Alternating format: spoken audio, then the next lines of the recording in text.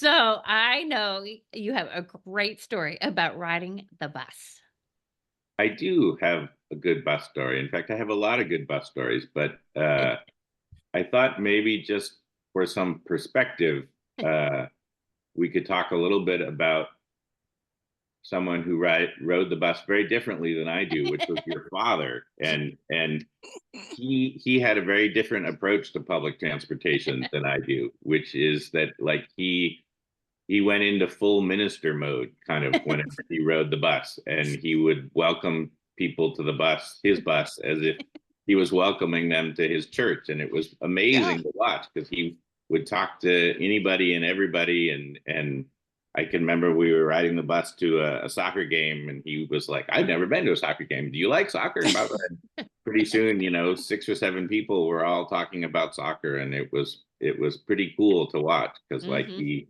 he turned a bus ride into a community event, which was Mhm. pretty amazing. Yeah. I am not that way. The way that I'm wired is I tend to, if I'm on a bus or flying, I have my headphones, I have a book, I don't make eye contact. Mhm. And it's not that I never choose to engage with people, but I always like to be able to choose whether that happens and when that happens. Yeah. Mhm. But for some reason, I don't know what it is, but like I am like a bus riding dog whistle that sort of sends out this sound that only unusual people can hear. And like that sound is says, "Hey, come sit with me, friend, and tell me what's on your mind." And somehow, like almost every time I ride the bus, something weird happens, and some non-traditional person tries to engage with me in some way, no matter how hard I try not to.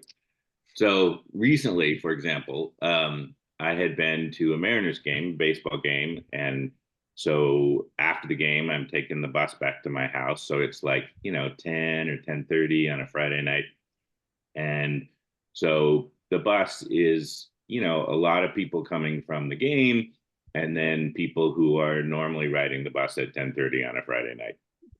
So I Yeah. get on the bus again, it's pretty crowded.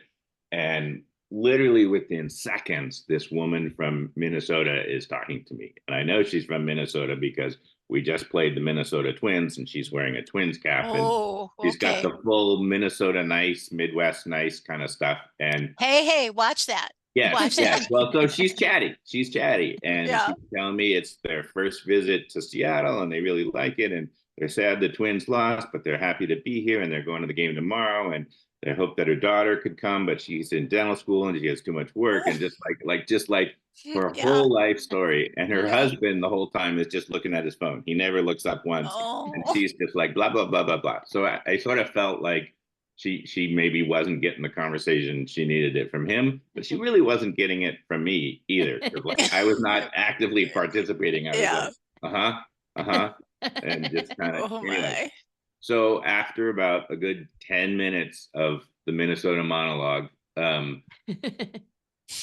this woman gets on the bus and she's got one of those kind of old school like grocery bag hauler cart kind of things, like that you Mhm. pull behind you and it's big enough for like Like a just wire cart kind of thing. Mhm. yeah, kind of I don't know what those are called, but it's sort of big enough for one grocery bag sort of.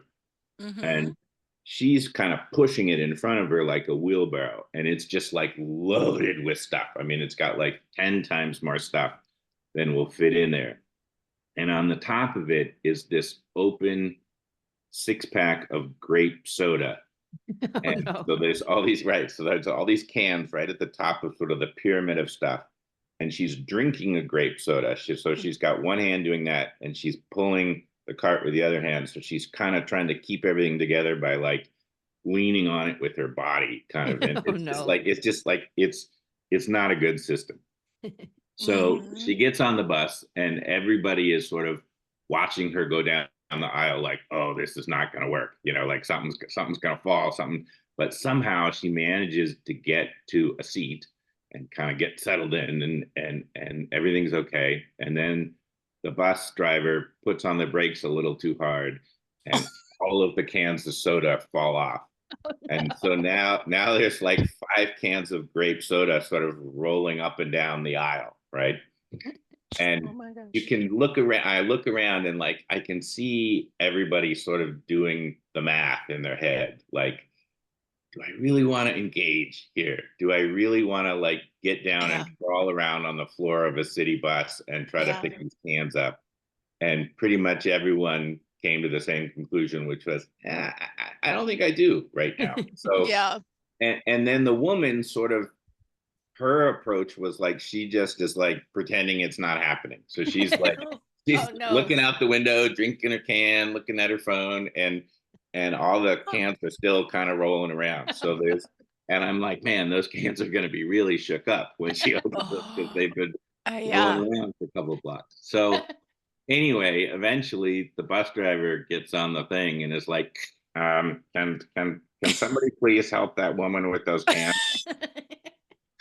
So like I Yeah. foolishly made eye contact with Mrs. St. Paul from Minnesota.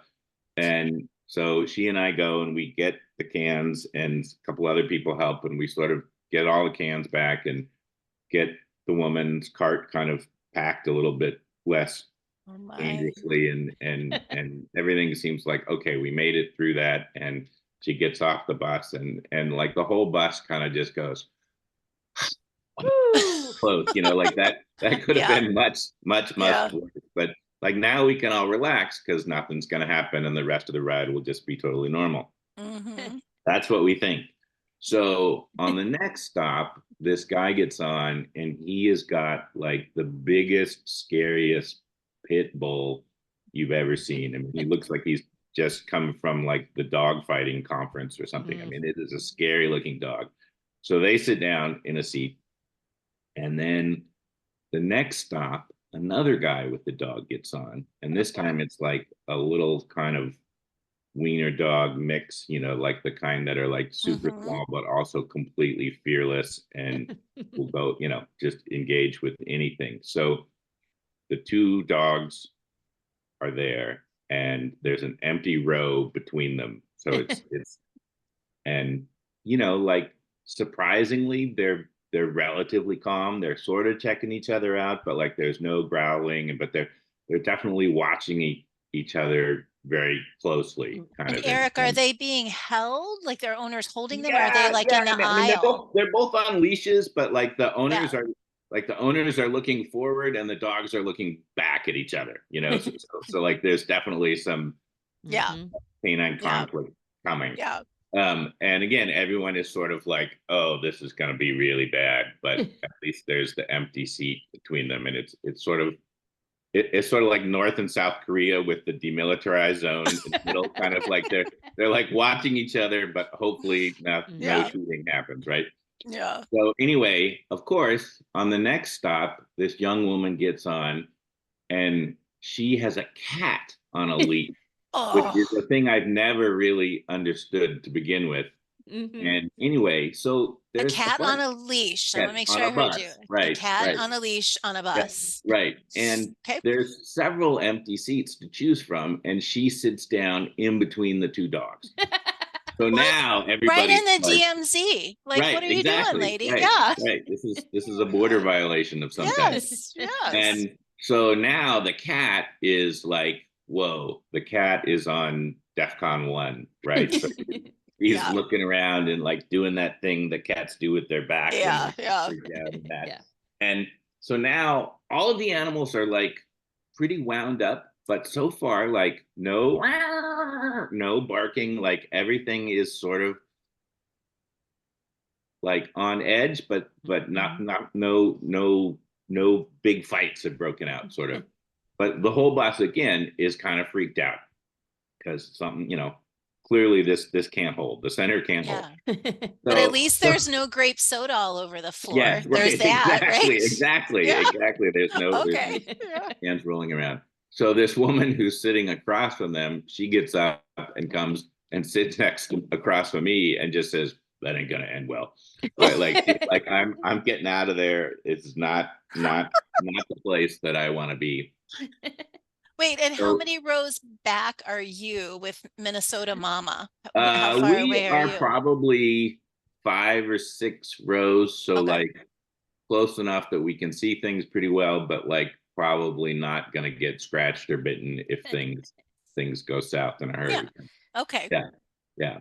Anyway, so for the next couple of stops, there's just this just tension on the bus, and nobody says anything like, "Hey, cat girl, maybe you should move to that empty seat," or "Do you want my seat? You know, back Yeah. here," or whatever. Yeah. But clearly, everyone is thinking like, "Why did you choose that seat?" Yeah. And all of the owners are just kind of oblivious, but all of the animals are very keyed into each other. And somehow we get through the next couple of stops without any major violence. And the woman with the cat and the leash gets off. And again, there's this huge Oh. Yeah. sigh of relief on the bus. Yeah.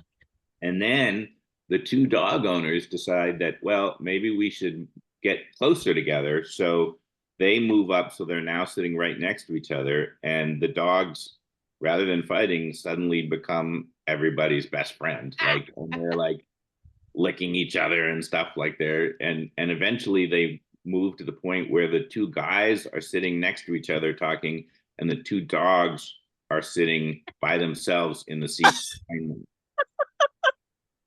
So I don't know kind of what happened, but I'd like to think it was sort of the influence of Wynne's dad, sort of that everyone got along and it Yeah. all worked out okay, and the bus ride turned out to be a community event and not a bloodbath between the cats and the dogs.